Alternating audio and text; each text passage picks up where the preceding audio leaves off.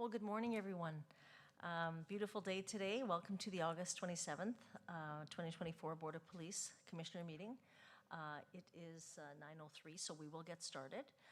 We acknowledge that we are on traditional lands of Treaty 4 territory, a treaty signed with 35 First Nations across southern Saskatchewan and parts of Alberta, Manitoba, and the original lands of the Cree, Saulteaux, Dakota, Nakota, Lakota, and homeland of the Métis Nation. The City of Regina owes its strength and vibrancy to these lands and the diverse Indigenous peoples whose ancestors' footsteps have marked this territory, as well as settlers from around the world who continue to be welcomed here and call Regina home. So today I would just ask if I can have a motion, please, to approve the public agenda. Thank you, Commissioner Morrow. I'll call the question. Is anyone opposed? It's carried. Thank you very much. If I can have someone please approve the minutes from the meeting held on July 30th, 2024. Thank you, Commissioner Novoselsky. Are there any errors or omissions? No, seeing none, I'll call the question. Is anyone opposed? Thank you, that's carried. Okay, so the first report today is PO 24-23, the 2023 Pursuit Review Board report. Chief Shake, can I please have you introduce the report? Yes, good morning, everyone. I'll ask Staff Sergeant Kelly Campbell, who's part of the Pursuit Review Board, to talk through that report. Thank you very much. Welcome, Staff Sergeant Campbell. Is that correct? That's right. Yeah. Thank you very much. Welcome.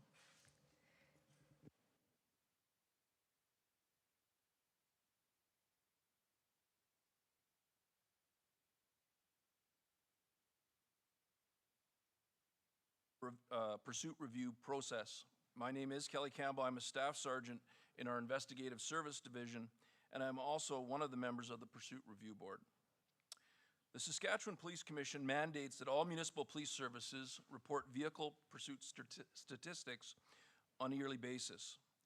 This report provides information on situations where a pursuit was initiated by members of the Regina Police Service for the period of January 1st to December 31st, 2023.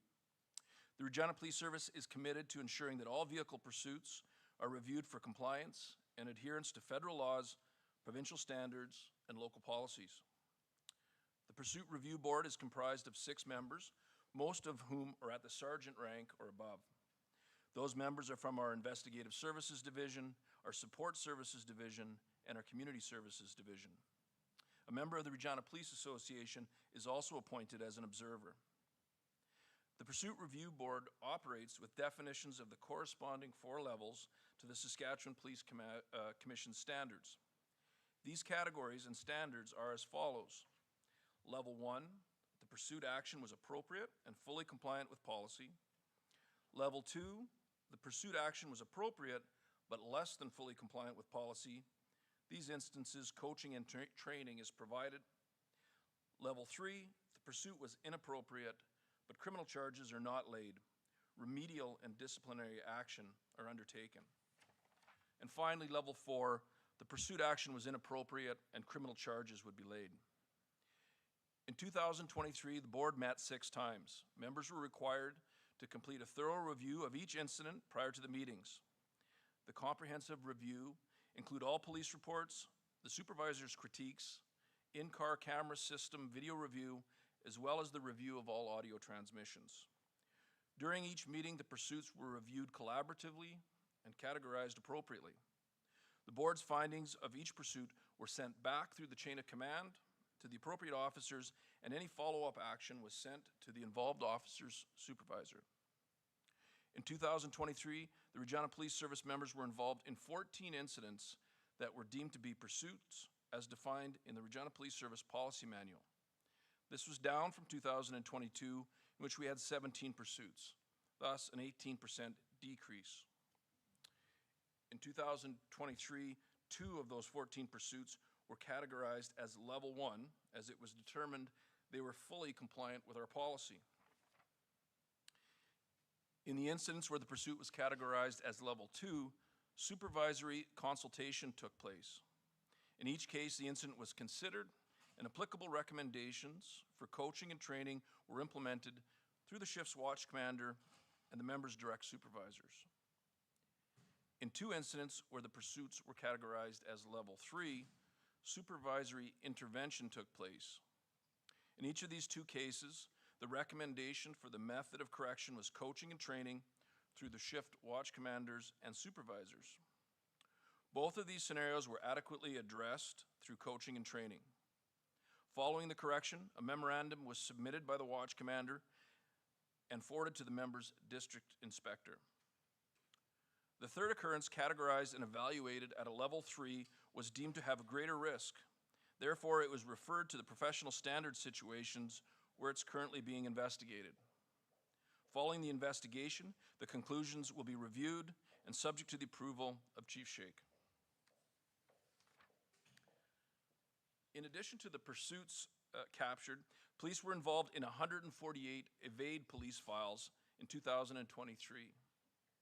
An evade occurs when an officer attempts to conduct a vehicle stop on a person suspected of violating the Traffic Safety Act and/or the Criminal Code, and the driver chooses not to stop for police. These 148 evades represents a 33% decrease in evades from 2022. It's important to accurately report the numbers of evade police incidents. These numbers are meaningful as they depict the constant risk assessments our members make on a regular basis. Risk assessments take into account the risk to the public, the police, and the subject, as well as the seriousness of the precipitating offense. In 2023, our members reported 148 incidents involving a subject evading police, and our members made the decision to engage in a pursuit in just 14 of these occasions. The number of pursuits has been steadily decreasing. This can be attributed to several factors. The addition of the Regina Police Service Aerial Support Unit has been a great tool for reducing the risks involved with pursuits and provide other enforcement strategies. Offenders are being apprehended more often with decreased risk using the Aerial Support Unit. Regina has also seen a steady decline in the quantity of stolen autos, which likely has an impact on evades and ultimately pursuits. Statistics show that stolen auto reports decreased from 914 in 2021 to 662 in 2023, which is a 28% decrease. Another factor worth mentioning is the increased training and oversight in relation to risk assessment and police pursuits for our members. In 2023, the Regina Police Service deployed tire deflation devices 33 times. A tire deflation device is designed to deflate tires and is issued by the Regina Police Service for that purpose. Members may use these devices as defined in the municipal police equipment regulations to stop fleeing vehicles when it's reasonably appropriate based on the potential loss of vehicle control. Of the 33 deflation device deployments, these were related to just 19 separate occurrences. Some of those occurrences require more than one deployment. The Regina Police Service considers tire deflation device deployments to be a use of force. The Pursuit Review Board reviews each deployment to ensure the deployments are safe and adherence to our departmental policy. That concludes my report. I'd be happy to take any questions. Thank you very much, Staff Sergeant Campbell. Welcome, Mayor Masters. Chief, before we open up for any questions, is there anything else you want to add?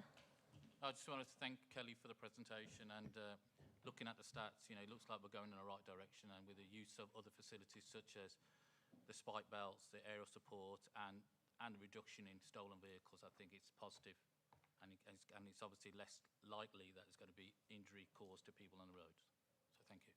Yeah, thank you very much. So I will open it up to the board. Is there any questions from the board members? Okay, Commissioner Bithard, go ahead. Thank you, Staff Sergeant, for your report. This is great work. I think there is a lot of positive in it. I would also like to ask if there is any data for 2024, that year to date, that might be available. I don't have any numbers for 2024, but I think we've seen as a board even a bigger decrease this far in the year in terms of the number of pursuits. We haven't had as many as we had at this point last year in 2023. Okay. My second comment is, you did indicate about one of the factors of seeing the reduction in it is the aerial support unit. Yes. And do you have anything more specific than that, especially from a strategy point of view? I did made a note based on your evades reduction since 2020. According to my math, it has about 43% reduction from 342 to 148. And can you attribute that? Because I don't think ASU was in functioning at that time. It is only last 2 years or year and a half, if I'm not mistaken. So what I'm getting at is that we may have to look at this is all operational stuff. We also need to look at strategically for the citizens of the city, that they need to understand how ASU is helping even, helping decrease. And also the safety of the officers is also important. I think you need to highlight that as well in the report, not just a citizen, but for the benefit of the service as well. Yeah, I think, we look at pursuits as being something that has the potential for a lot of risk. And so any of the strategies that we can use, whether it's the aerial support unit or using our investigative services that operate in a plainclothes capacity so that we don't have to get into those type of situations, I think is a benefit for everybody. And certainly when we consider any type of an enforcement action, we're really looking at, what is the time of day, what is the road conditions like, what is the amount of people that are out there. Those are all factors that we take into account so that we can, make sure that what we're doing is safe. One last comment that I think we talked with the chief as well, that maybe perhaps it's a good idea to do some ROI in terms of the cost savings that because of this reduction and how it is helping you as an organization to save some costs, because obviously if the weights are higher and there is more the device deployment is happening and there's greater risk for everybody, public, and perhaps there needs to be some sort of calculation on that. Have you guys thought about that? I'm not sure I know what you mean in terms of the cost that comes with the aerial support unit, or less evade incidents? Less evade incidents. Yeah, we can certainly, work with our strategic services to look and see if there is anything there. It typically involves our patrol members. So I would say that if they are not spending as much time on these, it allows them to spend more time on other initiatives, handling calls for service, being proactive, those types of things. So I don't know that it would translate into a dollar figure, but it would translate into more resources for other initiatives. I understand where you're coming from. My review is that when taxpayers are concerned about the high cost of the aerial support unit, I think we need to give it back to them as a explanation of some sort that why ASU is important and how does it help them to the overall cost of providing that service is decreased. Sure. Right. I think we could look for opportunities to gather that information, and I think also highlight the fact that a lot of the aerial support unit cost is came through funding through SGI and those types of initiatives. So, but I think we can certainly look at that and see if there's some data we could provide to you in future reports to see if that would help explain the program. Absolutely. Thank you. Thank you, Commissioner Bither. Chief, did you want to add anything onto that? Yeah, just to add to that is, we all know that when we have pursuits, there's damage caused. People's property is damaged, there's police vehicles are damaged, we're using spike belts, et cetera, et cetera. So there is a cost related. So maybe we can look at some data to say, on average, across the country when there's pursuits, how many cars gets damaged, et cetera, et cetera. Because when we're not having a pursuit, we're not preventing damage to other cars, people getting killed, trauma, hospital beds, increasing premiums, et cetera, et cetera. So it is a cost related. We'll have to do some work on it, but I'm sure we can look at to that to see, as a result of the reduced amount of pursuit, how much have we saved through SGI or wherever else as a result? Okay, thank you very much. Commissioner Nelson, you're, That was exactly Okay. what I was going to ask. Thank you. Mayor Masters, go ahead. Thank you, through the chair. You reference the constant risk assessments members make on a regular basis, and that training and oversight, improvements in training and oversight. Can you expand on the training and oversight, just maybe the difference that you've seen over the years in terms of what you do now versus perhaps 5, 6 years ago? Sure. I mean, we really have made an effort to get out and speak to we have NCO training, so we'll get out and we'll talk about that, and we will debrief certain incidents to kind of give that assessment and really just give us another opportunity to talk about risk assessment. And we talk to our members in detailings, and we've started to talk with our recruits before they actually hit the street. We come in and we talk to them about pursuits and kind of try to explain what our approach is to vehicle pursuits. We try to put them at ease that we're not out here chasing and doing those kinds of things, that what our emphasis on is making solid risk assessments, and so that when they start their training, they're going in with that mindset. Thank you for that. Also, through the chair, 33 tire deflations you quantify as a use of force for 19 separate incidents. Kind of along the lines of where Commissioner Bither was coming from, what were the results of those uses of force? If there's 19 incidents, essentially, and what I'm trying to say is, we're not talking about kids joyriding and thinking this is a good time. You're actually, what are the results, or what's the stats coming out of those particular incidents for charges laid? Yeah, I don't have the breakdown in terms of charges, but I mean, typically what will happen is this is a case where we've made a determination that we should be trying to stop this vehicle, but perhaps a pursuit is not appropriate.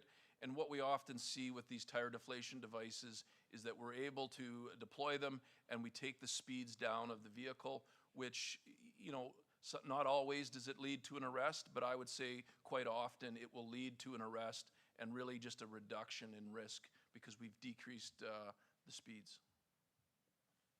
Thank you very much. Thank you very much, Mayor Masters. So just, I think for the public, I think it's important as well. And I think just a refresher, from level 2, what would be a level 2 category pursuit? If you can kind of give us an example and compared to a level 3. Level 2 is our policy.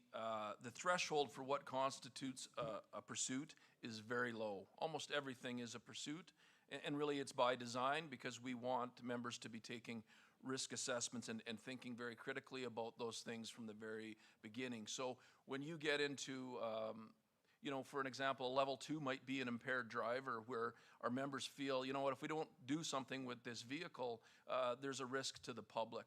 So even though it may extend for a certain period of time, or they know the license plate number of that vehicle, they will make a decision to continue that, constantly reassessing it, and the watch commander and the supervisor is reassessing it. So anytime they take it, they don't shut it off immediately, that brings us into a level 2 situation. So when we go back with the members, we will just, sometimes we don't have a lot of recommendations, but we'll kind of debrief it and just talk about, was there anything we could have did differently? Was this appropriate? Did you give enough weight to it? Those types of things. So it's really a coaching and a learning opportunity in a lot of those level 2 situations.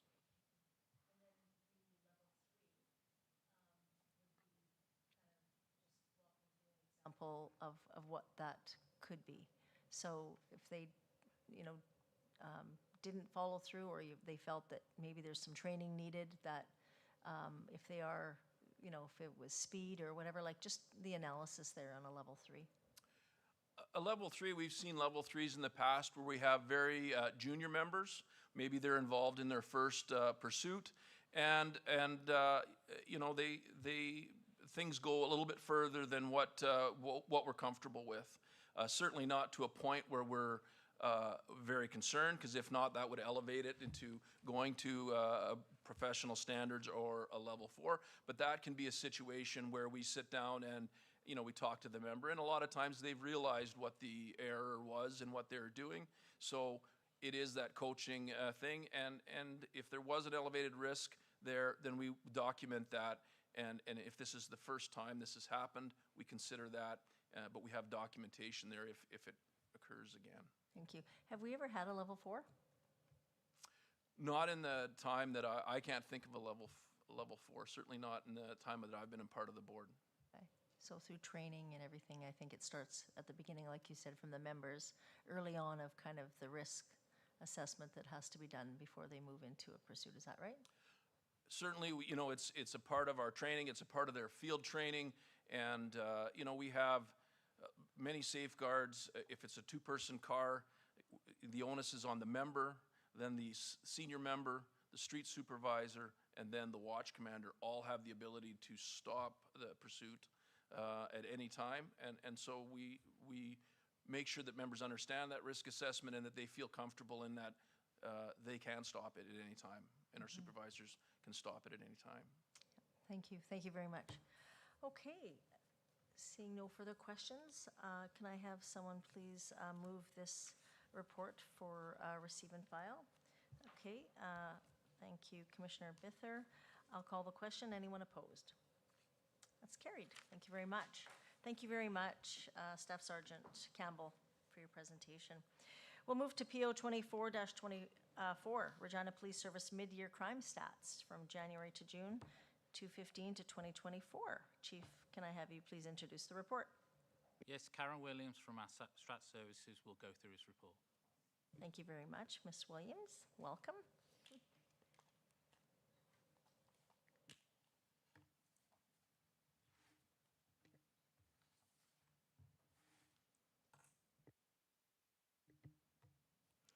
Good morning. So today I will be presenting the Regina Police Service's mid-year crime statistics for the period from January to June, covering the years 2015 through 2024. This report is designed to give an overview of crime trends in our city over the past decade, with an emphasis on the data visualized through the various charts provided. A new addition this year is a linear trend line, which shows the general direction of crime over time, helping to visualize long-term trends. So starting with total crime, at mid-year 2024, we recorded 9,590 crimes, showing a 3% decrease from 2023, but a 14% increase compared to 2015. The next chart was requested by the board when this report was last presented, and provides a visualization of total crimes reported from 2015 to 2024, alongside the actual number of police officers per 100,000 population.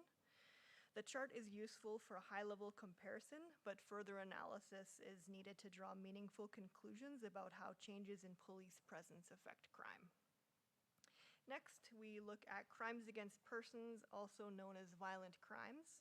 Violent crimes decreased by 1% from 2023 to 2024, but have increased by 42% when compared to 2015. Next, looking at homicides, they peaked at mid-year 2022 at 8 incidents, but have since decreased to 3 incidents in both 2023 and 2024. Attempted murder saw a peak in 2019 with 25 cases, but this number has decreased to 14 in 2024, indicating some fluctuations year over year. The next chart focuses on various categories of assaults. In 2024, there was a 3% increase in assault victims compared to 2023. Level 1 assaults increased by 9%, while more severe assaults, levels 2 and 3, saw slight decreases. The overall rise in victim numbers was largely driven by increases in assault 1 and assault against peace officers. And notably, about 39% of all victims were involved in domestic conflict situations. Looking at the next chart, sexual offenses. In 2024, 106 sexual assaults were reported, which is above the previous year's average of 89, indicating an upward trend. Other sex crimes such as sexual interference and luring a child also saw an increase, with 53 incidents reported in 2024 compared to an average of 37 in prior years. Next, we look at robberies. At mid-year 2024, the number of robberies decreased by 13% compared to the previous year, but increased by 23% compared to 2015. These fluctuations suggest that while short-term improvements are visible, the long-term trend shows an increase in robbery incidents. The next chart shows the frequency of kidnapping and forcible confinement incidents, and at mid-year 2024, there were 7 reported incidents, which is slightly below the previous year's average of 9. Next is criminal harassment, and it shows 9 incidents reported so far in 2024 from January to June. This number is slightly below the average from 2015 to 2023. Moving on to property crimes. Property crimes overall have decreased by 13% from 2023 to 2024, though they remain 11% higher than at mid-year 2015.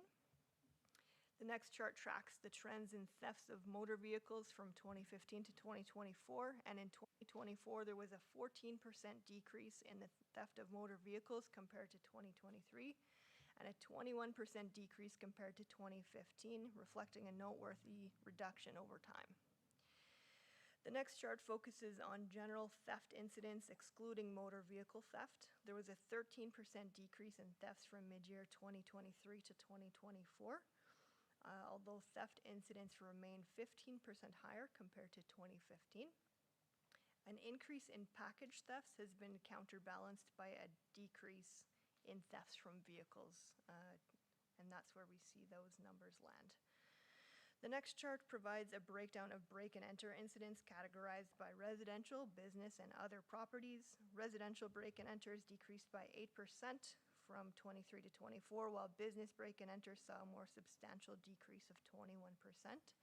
The other category also decreased by 8%, showing improvements across various types of properties. The next chart highlights incidents of mischief and willful damage. In 2024, there was a 20% decrease in these incidents compared to 2023, and a 9% decrease compared to 2015, indicating a declining trend. And the final chart in this section focuses on arson incidents. Arson incidents have significantly increased, with 268 cases reported in 2024, well above the prior year's average of 104. We have the new subcategories provided in this report that show the breakdown of the 3 categories, and all are trending upward. Notably, when talking to our crime analysts, they highlight that structure fires in the North Central community are on the rise. The next section covers other criminal code violations. In 2024, there was a 4% increase in these violations compared to mid-year 2023, and around 5% more than in 2015.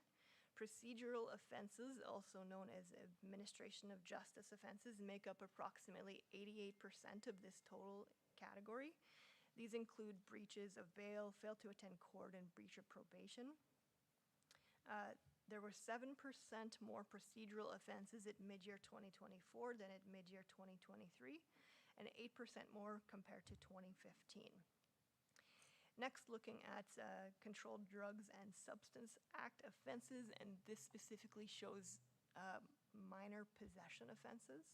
There was a slight 2% increase from 2023, but a 66% decrease compared to 2015.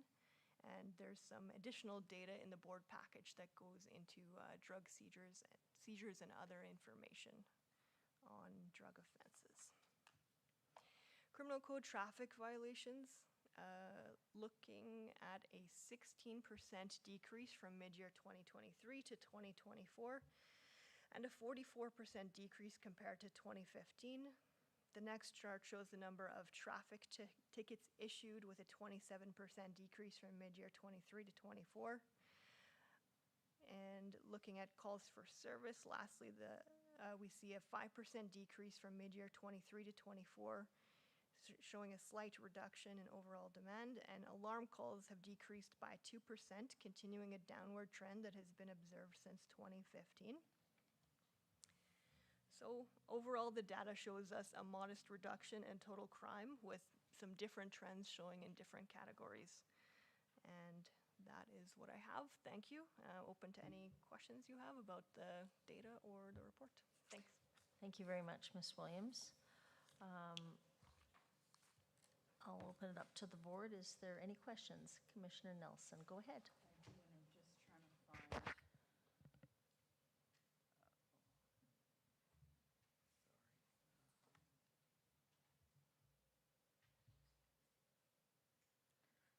What I was looking at is.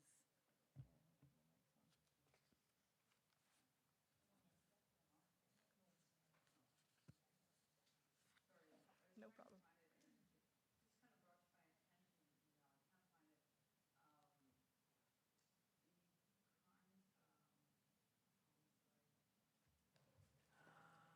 Goodness, kidnapping and forcible confinement. Is there any information behind this? Because where I'm kind of going with this, and I've been asked by a lot of people, and I'm curious myself, kidnapping and forcible confinement, a lot of times is, you know, you tell anybody, I'll kill you, I'll kill your family, so on and so forth. When you talk with people that this has happened to them, and they are telling you stuff, is that brought up in any of the information that they're telling you? Because I'm just trying to wonder if maybe less people are telling what's happening during the situation. Yes, because we see it go up to 2021. Do you understand what I'm trying to get at? Does that, Not quite. pardon me? Not quite. Not quite. Yeah. So the forcible confinement, it has gone down in 2023, and then it's gone up a little bit in 2024. Is there any knowledge based on maybe that the fact that people aren't talking, people aren't saying? Like they aren't reporting to People police? Is that? Maybe and then the reporting, and then they're not actually reporting the whole thing. Like they'll just say, yeah, somebody came in and confined me in the basement, but they're not telling you all the stuff. Because I've just been hearing that from people, and I'm thinking that on my own too. It's like, is there any information behind that when people do come to you and tell you that they've been confined or kidnapped or so on and so forth? Yeah, I Through the think chair. investigations over time, a victim might need time to Absolutely, yeah. be able to speak to what happened to them. And so we do see a low number of those events, but it's certainly something that we continue to highlight because of the seriousness of them and how they affect the victims. Okay, I guess that's fine. It's such a thing. The other thing is the theft on motor vehicles, the theft against property. How much of this has contributed to the fact that we have alarm systems on our house, we have alarm systems on our vehicles? Is any of that taken into the factor and how that goes? Yeah, I think Trend. there's lots of modern technology solutions that are good for crime prevention, and certainly if homeowners are using those, I think they have a positive effect on decreasing those numbers. And the reason I say that, I know I have some people that live in the warehouse district and businesses in the warehouse district, and they've seen on their cameras, somebody will be going along, opening a door, and then as soon as one opens, that's when they get broken into. And I think the education and also the alarm systems that are on these businesses can contribute in the lower. Absolutely, yeah. Property crimes tend to have lower solve rates because oftentimes, if somebody breaks in, nobody sees anything, there's not enough information. So things like cameras are definitely helping investigators have more information to be able to follow up crimes like that typically might go unsolved. Okay, thank you. That's all I have. Thank you very much, Commissioner Nelson. Mayor Masters. Thank you. Through the chair. Councilor Nelson raises a good point. On page 1, you talk that this is police reported crimes. This isn't crime counts and not rates of severity. Sorry, it's not crime counts, it's not rates, and it's not severity. Can you articulate the definitions for us, please? Yeah, so this, it is crime counts. It's not rates or severity. So a crime count counts just the number of incidents. So whether it's a homicide, a break and enter, it equals 1. And so there are some strengths and weaknesses to counting crimes different ways. So that's why we like to use different metrics and look at things from different angles. The crime severity assigns a weight to an incident. So something like a homicide versus a theft from auto would be weighted heavier. and that's where we see that CSI rate from Statistics Canada that we report on yearly. The rate per 100,000 is more of a geographic comparison that allows us to compare our numbers to other cities across Canada. And that's again where we see those Statistics Canada numbers, where we look at the numbers across and compare and can kind of get a feel for how we're doing in our city compared to other jurisdictions. But it is possible, through the chair, it is possible that if someone doesn't, I mean, frankly, they'd have to report the crime in order for it to make the stats, correct? Yes. And do we have any categories in your mind, in opinion, that folks seem to be reporting more of or less of? Yeah, I think typically, so there's another product from Statistics Canada, the General Social Survey, and it asks about police reported crime, and it gives numbers on whether people report or not. Typically, you see property crimes have higher reporting. Crimes against persons typically have lower reporting numbers, and different communities, based on their interactions with police, may be less likely to report to police as well. Okay, thank you very much. Thank you, Chair. Thank you very much, Mayor Masters. Commissioner Novoselsky, go ahead. Thank you. I'll note here that we're looking at 2015 to 2024. For me, what's important to note here is that we've had a variance in population between that period as well, right? So we've seen a growth of at least 25,000 in the city. So when we look at the modest decrease, we have to note that that is relative to our increase in population as well, which would note that modest decrease might actually be a bit larger than we're maybe reporting it to be. I think it might be interesting for the future for us to actually notate the population increases over time, have that overlaid as we have done with the policing staff increases as well, to paint that picture. Just looking at the larger variances, especially as they speak to crimes that threaten human life, I'm noticing two large ones. The first being criminal code offenses as they relate to motor vehicle traffic stops, and we're seeing that almost halved, which is great. You know, those are obviously statistics that affect potentially human life and endanger us that way, so that's good.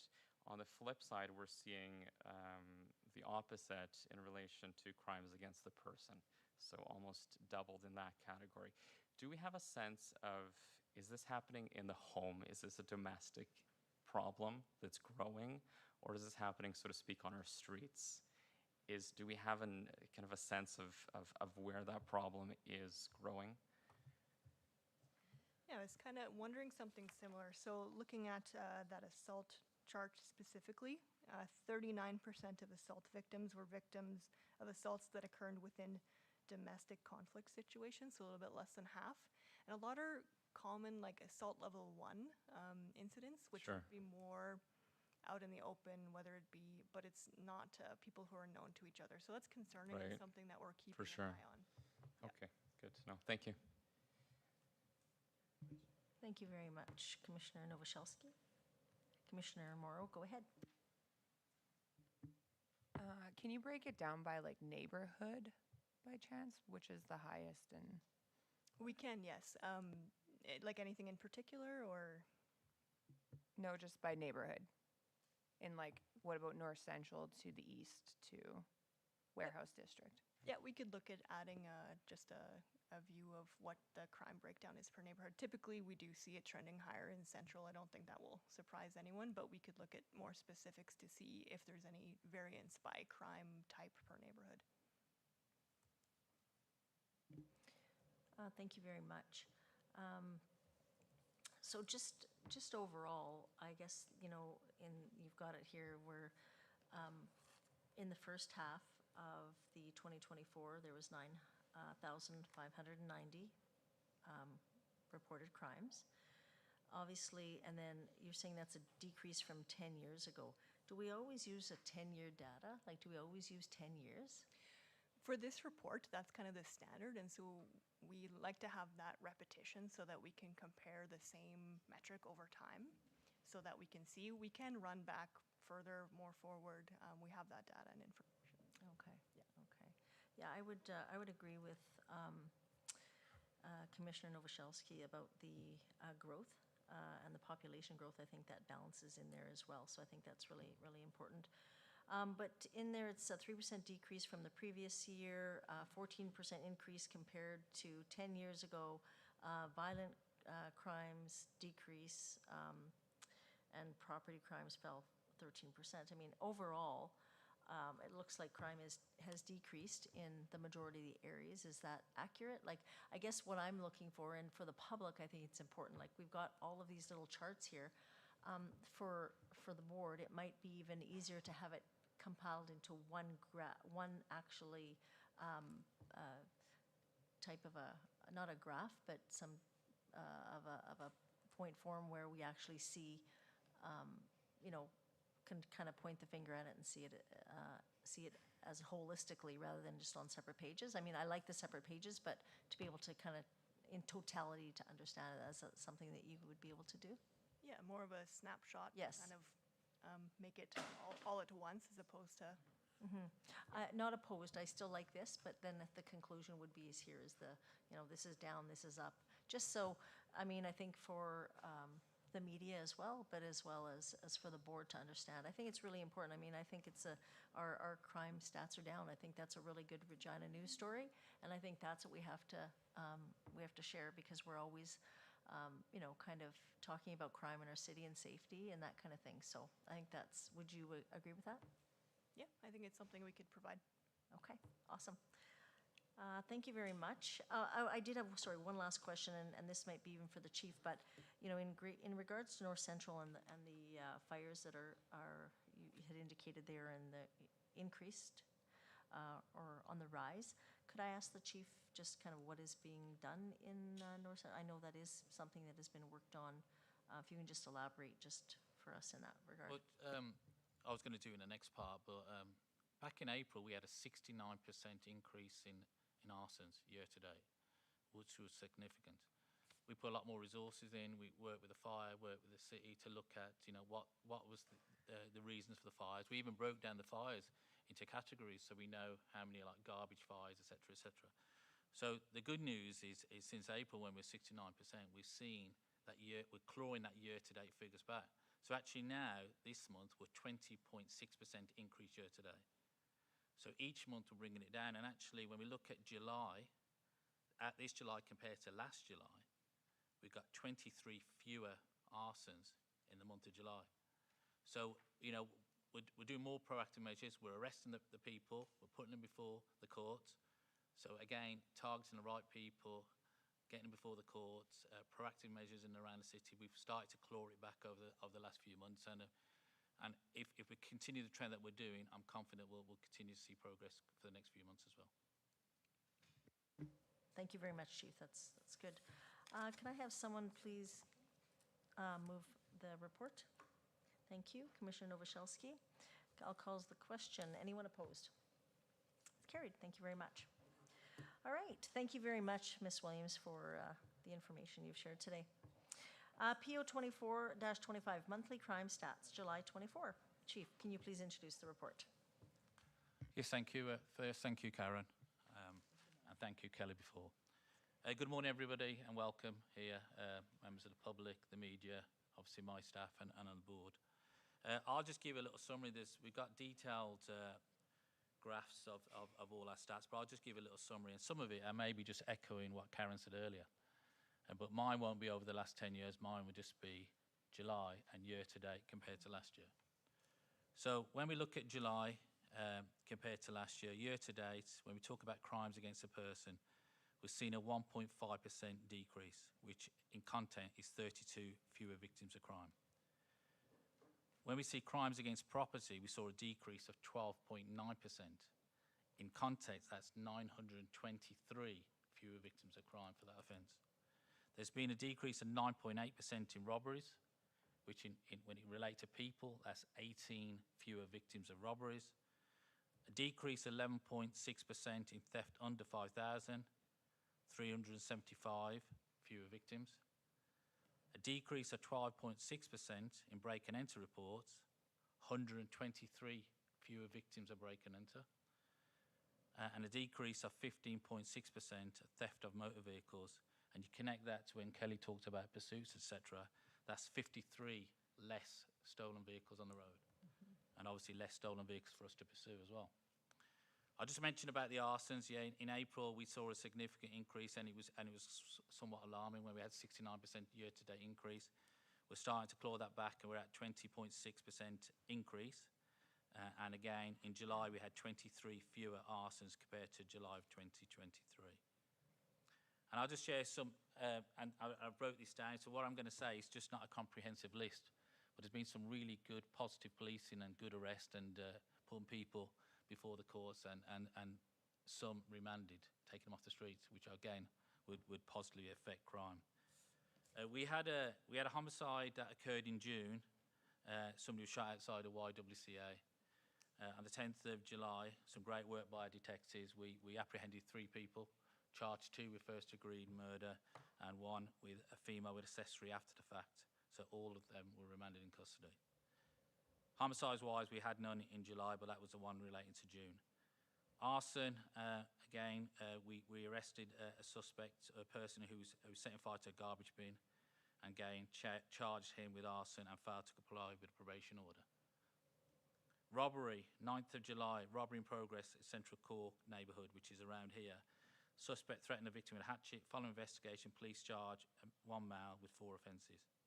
July 19th, police were able to locate and charge a 26-year-old male for robbery and assault with a weapon following an incident that occurred in June. Firearms, July the 2nd, a 25-year-old male was charged with uttering threats, assault with a weapon and use of firearm during a commission of offence. July the 10th, after a lengthy investigation involving the Regina Police Service Crime Reduction Team and RCMP, a search warrant was executed in Yellowgrass, Saskatchewan. The search resulted in the siege of 30 firearms, ammunition, prohibited muzzles and magazines, as well as a data storage device. 42-year-old male was charged with a total of 6 offences. July 29, police were dispatched to a store in Harbour Landing. 3 shoplifters who appointed a firearm and security guard all fled the scene, but the police located and charged those 3 people. Assault, July the 27th, police responded to a female who had been stabbed with a knife in South Regina. Police apprehended the suspect was a female and charged with aggravated assault. July 27th, police responded to a call in North Central of a female who had been threatened and assaulted by 2 males. 2 males were arrested and charged with a number of offences, which included break and enter, pointing a firearm, assault with a weapon, and failed to comply with a probation order. Following day, July 28th, police responded to a complaint of a male being stabbed in the lower back. Police were able to locate the suspect, who was charged with aggravated assault and breach of probation. Stolen vehicles. Police observed a stolen vehicle driving at high speed through on the ring road and exit on the grid road. The vehicle subsequently stopped and firearms explosives were located in the vehicle and 4 people arrested. Charges included possession of prohibited firearm, possession of explosive device, possession of stolen auto, dangerous operation of conveyance, 3 breach of conditions, and 1 was arrested under a warrant as well. July 28, police witnessed 2 people gaining access into a stolen vehicle. Tyre deflation device was activated, and both occupants were arrested and charged. Break and enter, July 13th, police were dispatched to youths smashing windows at Northgate Mall. 3 youths were arrested and charged with break and enter. July 16th, police were dispatched to reports of a female trying to break into a hotel room. Police located the female and a male who were in possession of firearm, drugs and cash. Both were arrested and charged. July 16th, police were called to a school in North Regina to report for break and enter. Female has stolen numerous items and threatened to harm a staff member. K9 located the female who was charged with break and enter and commit uttering threats. We responded to 32 overdose calls in July. Unfortunately, 9 were fatal. Narcan was administered on a number, and we saved the lives of 3. So 9 fatals, 32 overdoses calls in total. Traffic stops, 1,888 traffic stops in July, average of 61 a day. And community-wise, we went to a lot of events in July with a lot of public engagement out there. You probably know that we started our first all-out progressive police initiative where we had, on one day, close to 100 people out on patrol. And we had people out in uniform, mainly in uniform, but we also had some of our plainclothes department, executing warrants and arresting people. So really good result. But opportunity for us to engage and talk and listen to the community. And it's difficult sometimes because some of us, we've got office-based jobs, and sometimes it's difficult to get out there. But what I'm trying to do is one day a month to clear our diaries when we can and all go out and patrol. So one, as a chief and a senior officer, we remain grounded. Two, we understand how people feel in the community. Three, we understand what it's like for our staff doing the job. But more importantly, we look at ways to prevent crime, increase trust and confidence, and come up with collaborative ways of doing business. I went to my first sweat as a chief, and so somebody who's claustrophobic, I managed to last 4 of them, so I was happy with myself and lose a bit of weight at the same time. But it was good. But there's a lot of stuff that we've done, donate your blood, Sirens for Life with the fire, other EMS, stars, etc. So we've done a lot of stuff in the month as well, a lot of engagement, and I haven't listed them all because the list goes on and on. But I just wanted to share that with you. It's not just about proactive arrest, it's all about public engagement. And we'll be doing we've done an all-out initiative this month, we're doing another one next month as well, so I'll update you on those going forward. That's my summary. Thank you very much, Chief Sheikh, for that. And does any of the board have any questions? Go ahead, Commissioner Novoselsky. 170 suicide calls in the month of July. I'm wondering, understanding that that's more of a social health issue than it is a criminal one, are we partnering with our local suicide crisis lines to help better mitigate this, or I don't want to say offload, but to transfer kind of these calls or concerns to the folks in the field that are maybe best suited to aid in that process? I think a lot of times, some of the calls, it's something the police can't do. But some of it may be mental health issues. Mm-hmm. As you know, we have a PAC team where Right. police and community work together. So it may be mental health. As you know, like I mentioned, we went to 32 overdose calls. Yeah. They weren't all overdose, but some of them may be overdose. Some of them may be as a result of suicide. We don't know. But we are doing as best we can that work in collaboration with other people. But some of it, again, the police alone can't tackle it. That's good. Thank you. Thank you, Commissioner Novoselsky. Mayor Masters, go ahead. Thank you, through the chair. Looking at some of the procedural violations or other charges, other criminal code charges, I'm curious, do we track when we're looking at, you gave us great information, a nice high-level overview of some of the busyness and good work that you're doing, both from crime and safety perspective, but also community engagement. But I have a curiosity of when we arrest and charges are forthcoming, how many times those crimes are associated with a breach of bail, a breach of probation, or a failure to appear in court? I think we do have the facility to be able to track that, but maybe Strat Service or the detectives, if they've got any knowledge on that, but we should be able to track that when people are out on bail, when they're breaching a probation or when they're breaching a curfew. I'm sure we have the data for that, but I don't know the numbers to hand. And maybe we can look forward if we haven't got that today, but we can probably bring that and look for the next meeting. We could probably share that. On from there. Thank you very much. I think, Ms. Williams, was that in the previous report? I thought there was a stat in there on the previous report on that. Yeah. Okay. So Mayor Masters, yeah, perfect. It was in the previous report. Yeah, Did you no, want and more than that? Yeah, it's actually tied to, because we know that we can have one crime, but we could have 18 charges out of that one crime. But I think when there's breach of bail and breach of probation tied to those specific crime stats, like not on its own, which I appreciate, it's good information. But when you look at monthly crime stats and see, well, we had this many crimes against the person, how many of those incidents were attached to breach of order, breach of court order, breach of probation? It's really about, to Councillor Nelson's point, the recidivism.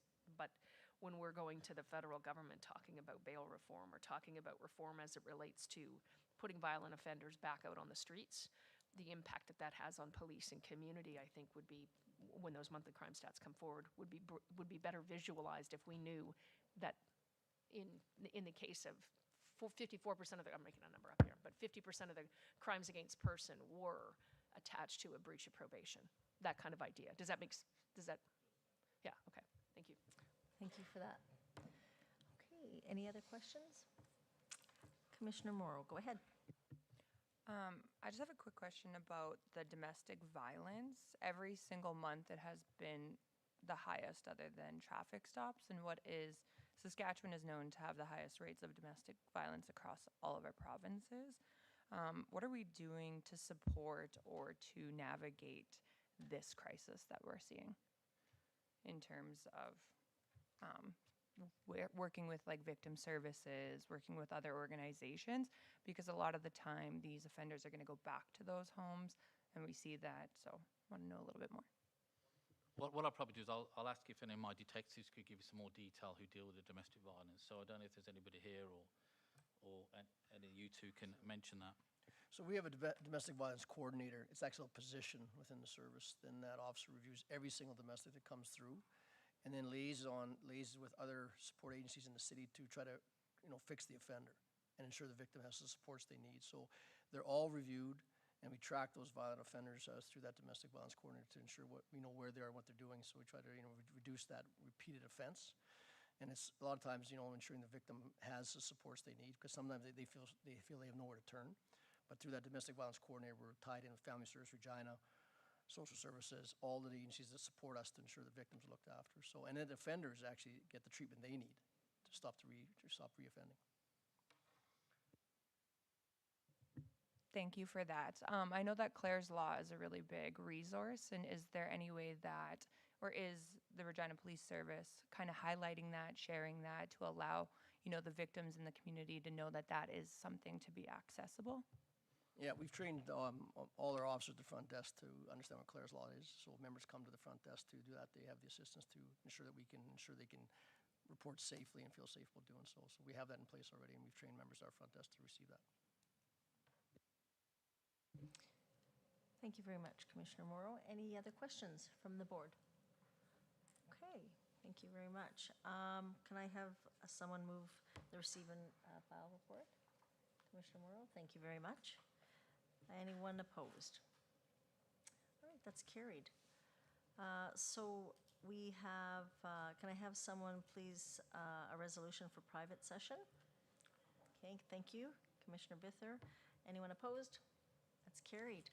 So we will move to private, and we can resume at about, I'd say, 15 minutes, if that gives enough time for everyone. Thank you very much.